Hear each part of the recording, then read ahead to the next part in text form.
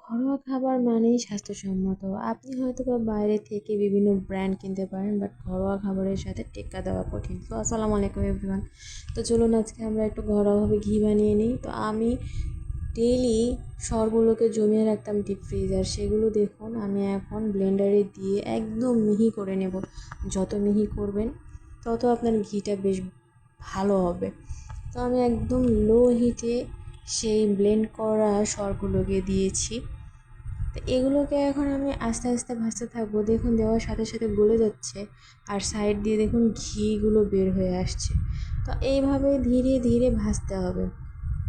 দেখবেন এমন জোরে জাল যাতে না হয় যে আপনার সরগুলো পুড়ে যায়। পুড়ে গেলে কিন্তু ঘিয়ের টেস্টও বাজে হয়ে যাবে, আর বেশ ভালো হবে না। তো দেখুন আস্তে আস্তে আমার ঘিগুলো কিন্তু উঠে আসবে। একটু ওয়েট করি। তো এই দেখুন কত সুন্দর কালার এসেছে, এই দেখুন ঘি উঠতে শুরু করেছে। তো এই ঘিটা আসলে ঘরোয়া ঘি, এত মজা লাগে। জাস্ট একটু কিছুদিন কষ্ট করে সরগুলো উঠিয়ে রাখবেন, দেখবেন অনেকটা ঘি পাবেন। অনেকগুলো দিন একটু শান্তিতে খেতে পারবেন, কারণ বাইরের জিনিস এতটা শান্তি দেয় না যতটা আপনি নিজে হাতে বানিয়ে পাবেন। দেখুন অনেকটা ঘি উঠেছে আমার কিন্তু।